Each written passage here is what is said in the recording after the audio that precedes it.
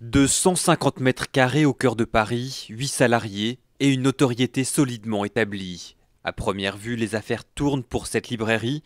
Avec la hausse de la TVA sur les livres, elle craint pourtant de devoir mettre la clé sous la porte. En fait, ça va venir mordre sur cette marge qui est quasiment inexistante. Et donc, de manière artificielle comme ça, on peut dire que la plupart des librairies seront déficitaires à la fin de l'année. 1,5%, quelques centimes d'euros à peine par ouvrage, cette hausse de la TVA peut sembler anodine. Elle risque en fait de plomber l'une des activités les moins rentables de tous les commerces de détail.